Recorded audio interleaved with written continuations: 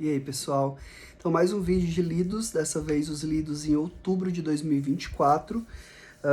Finalizar algumas leituras aí que estavam pendentes há algum tempo e li coisa nova que eu gostei bastante. Então, vamos lá.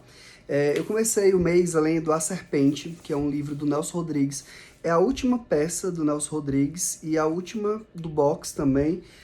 Tô lendo o box com o teatro completo do Nelson Rodrigues já tem um tempo, assim, realmente um bom tempo, mais de ano e tal, porque no começo eu não estava lendo de forma sistemática, né? Eu lia aleatoriamente, mas depois de um tempo eu comecei a fazer uma ordem, assim, ler cronologicamente.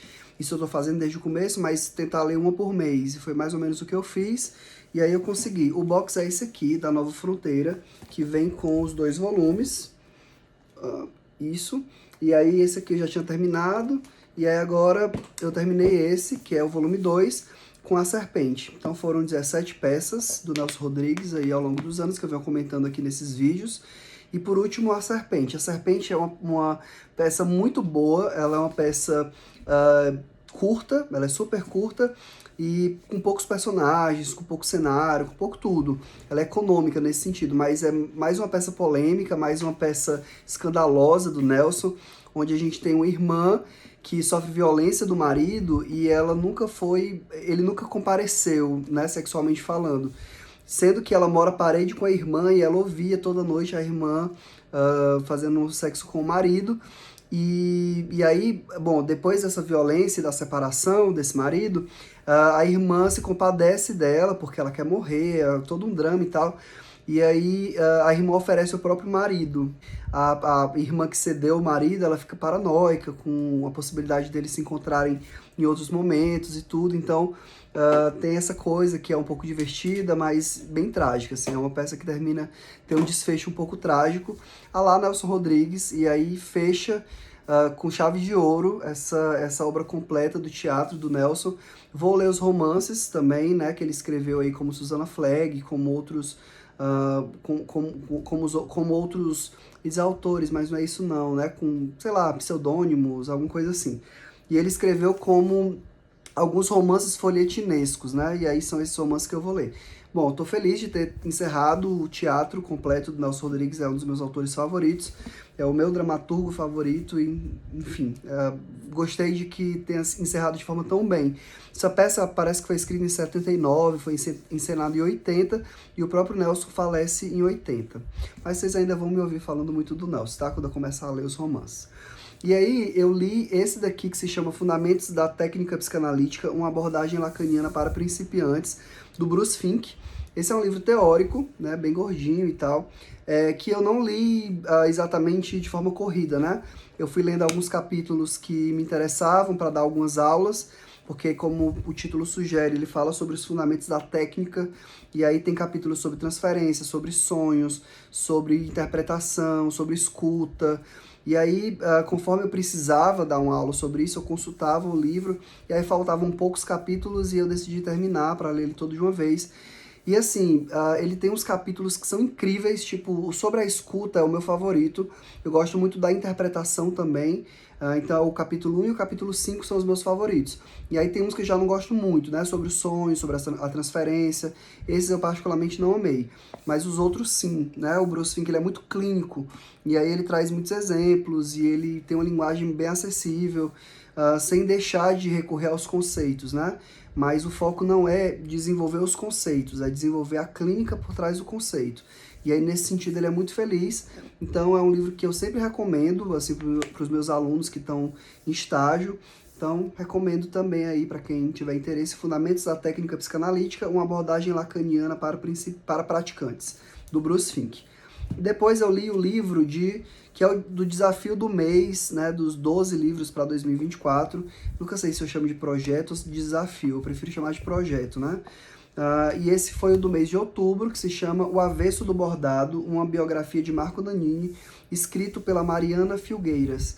Esse livro é de 2022, é um trabalho bastante cuidadoso da Mariana, de entrevistas que ela faz com o Nanini, e aí ela, bom, escreve essa biografia dessa personalidade brasileira, que é aquela que talvez a gente nunca tenha parado para, sei lá, eu nunca me interessei tanto pela vida do Marco Nanini, mas quando você para pensar e ver, ele tá no seu imaginário, porque ele fez grandes personagens, né? Assim, tanto novela como A Grande Família, mais filmes também, O Alto da Compadecida, Lisbela e o Prisioneiro. Então, os personagens dele são muito icônicos e a atuação dele nem se fala, né? E a gente vai conhecer um pouco mais a biografia do Marco Nanini. A minha versão é autografada por ele, né? O meu padrinho conseguiu essa... que foi quem me deu de presente esse livro e conseguiu a dedicatória.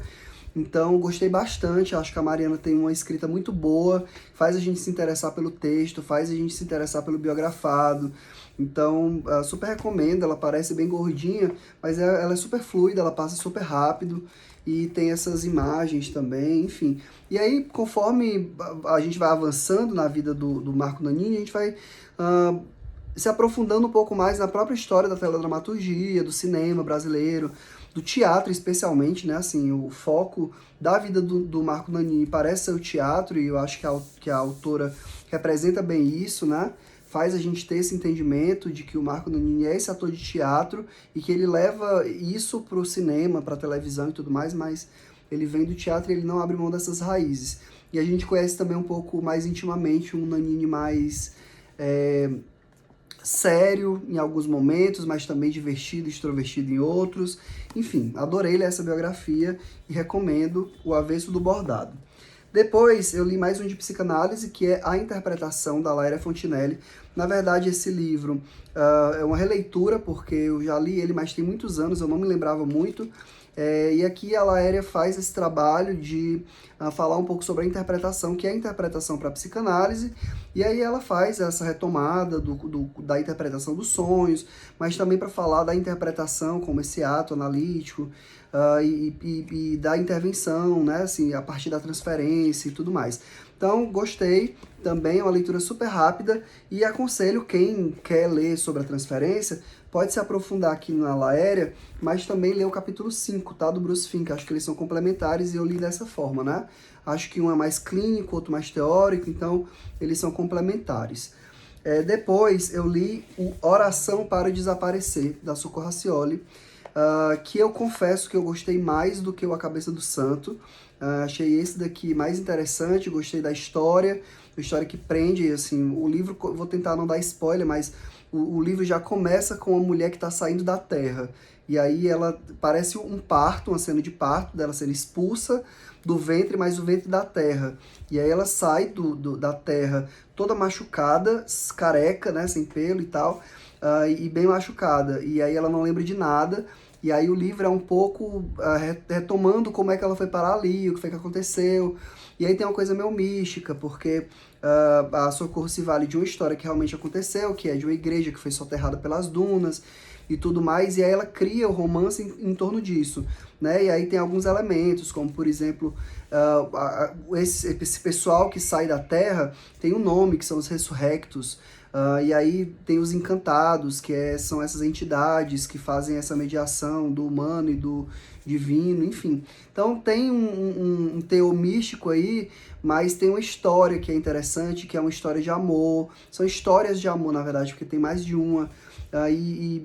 Eu vi algumas críticas sobre poucos personagens e personagens que não eram tão desenvolvidos, e eu acho que isso tem a ver com a forma como a autora constrói a história de alguém que não tem memória, né? Então é interessante isso também, né? Se a vida dela tá começando ali, se os personagens que estão ali são os personagens que ela vai conhecendo e a gente vai conhecendo junto com ela. Então eu gostei bastante do Oração para Desaparecer. Não é que seja o livro favorito da vida, não é que seja o melhor livro que eu li no ano, mas eu gostei bastante dessa leitura, que também é super rápida, tá? Assim, e a Socorro tem uma escrita fácil, tem umas frases bem bonitas, e que eu não acho que são forçadas, acho que as frases até são bonitas e estão dentro do contexto, então gostei bastante. Indico Oração para Desaparecer.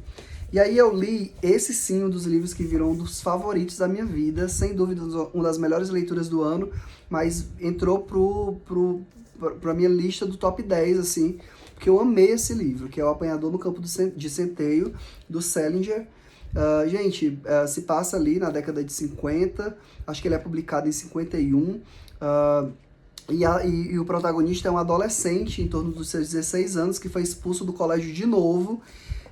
E aí a narração é dele, né? Assim, é ele quem narra a história pra gente, e aí ele vai contar um pouco sobre esses 4 dias em ele ter sido expulso do colégio interno e ele voltar para casa e contar para os pais o que aconteceu. E aí ele fala num fluxo muito intenso, assim, meio associação livre, e aí ele vai contando, e aí ele sai, ele vai beber, ele vai conhecer garotas, e aí ele vai trazendo alguns personagens importantes para ele, como um irmão que ele perdeu, que morreu com 11 anos de leucemia, uma garota que ele era afim e que um amigo dele, que é super safadão, assim, tá ficando com ela e ele tem receio dele fazer alguma coisa com ela, sexualmente falando. E aí ele visita alguns professores antigos, que são pessoas que de alguma forma ele respeita, admira e tal. Mas, acima de tudo, o livro foca na relação dele com a irmã, né? A Phoebe, que é o nome dele é Holden, e a Phoebe é a irmãzinha caçula dele, que ele tem muito amor, ele escuta ela, e ela tem umas intervenções assim, bem analíticas em relação a ele, que faz ele pensar, faz ele refletir. Ela quem traz ele um pouco de volta para a realidade. Então a relação deles é muito bonita, assim. Tem uma cena no final, que não é um spoiler, não vou desenvolver o spoiler, mas tem uma cena no final muito bonita dele admirando ela, brincar no parque. Então, algumas pessoas acham ele muito chato, porque ele é muito adolescente, assim, de reclamar de tudo, de não gostar de nada, mas até isso é pontuado por ela e leva ele à reflexão. E isso é muito o típico do adolescente, né? Assim, essa rebeldia, esse desgosto de tudo, parece que tudo é muito chato, tudo é muito adulto, enfim. E ao mesmo tempo ele se sente muito adulto e muito maduro, mas ele é um menino descobrindo a vida, assim. Então, uma fofura esse livro, assim, tem gente que não gosta, eu particularmente amei, e dizem que conforme você lê em fases diferentes da vida, ele ganha outros sentidos, né? Se você é adolescente, você vai se identificar com ele, se você é mais maduro, você vai olhar para esse momento como um momento superado, mais um momento que você passou também, enfim. O Apanhador no Campo de Centeio, demorei para ler essa obra, mas agora que li para o Grupo Gradiva de Literatura e Psicanálise, a gente fez uma discussão bem legal. Valeu a pena, sim, gostei demais dessa leitura. E aí, por fim, eu li esses 2 cordéisinhos de um aluno querido, tá aqui ele, que escreveu esses cordéisinhos, ele me contou sobre a história deles e me deu de presente depois, e adorei ouvi-lo, assim, essa história do cachorro Fiofó, e a cura da depressão e o ser psicólogo. Então aqui é falando um pouco sobre o exercício mesmo, da escuta, né, assim, de como o próprio, quem ouve também muda, né, e a possibilidade de proporcionar essa mudança para o outro através dessa escuta. E esse daqui fala de uma perda em que um cara perde o namorado, ou marido, e tá sofrendo, e o cachorrinho é o que vai ajudar ele a passar por esse momento de luto. E essa brincadeira com o cachorro Fiofó, e aí ele faz umas piadas bem infames assim, em relação a isso. Então é bem divertidinho, apesar de ter uma temática bem pesada. Então essas foram as leituras que eu fiz em outubro de 2024. Não é tanta coisa, mas é muita coisa ao mesmo tempo, especialmente porque tem sido dias bem corridos, assim, eu tenho tido dificuldade de conseguir ler mais, mas está aqui, estou compartilhando com vocês o que eu consegui ler, e aí mês que vem eu volto para comentar as leituras que eu fiz em novembro de 2024, mas antes disso eu comento os livros que eu estou lendo, tá? Em novembro. Então, até o próximo vídeo.